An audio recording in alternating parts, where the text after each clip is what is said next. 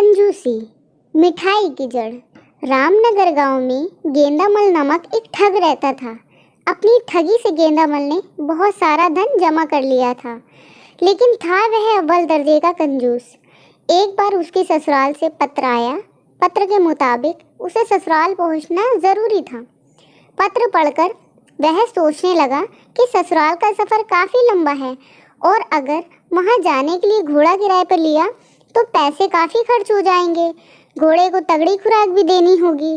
गेंदामल ने सोचा कि पैदल ही चला जाए तो काफ़ी बचत हो सकती है। यह सोचकर गेंदामल ससुराल के लिए पैदल ही निकल पड़ा। रास्ते में उसे ध्यान आया कि ससुराल में खाली हाथ जाना ठीक नहीं है, तो कुछ मिठाई ही ले जानी पड़ेगी।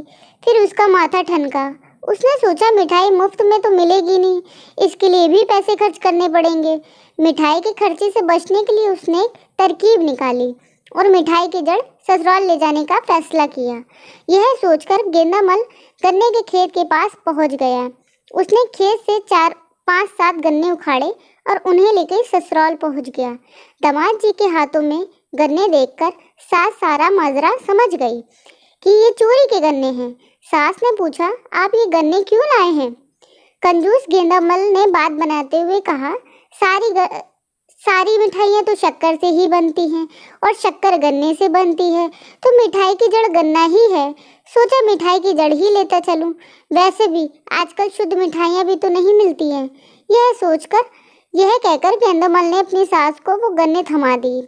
सास ने सोचा कि दामाद को सबक सिखाना जरूरी है।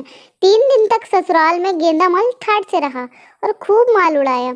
जब वह विदा होने लगा तो सास ने कहा, दामाद जी, मैं आपको 5 कपड़े देना चाहती थी, लेकिन मैंने अपना इरादा बदल दिया। कपड़ों के बदले में यह थैली दे रही हूँ, इसमें कपड़ों की जड़ है।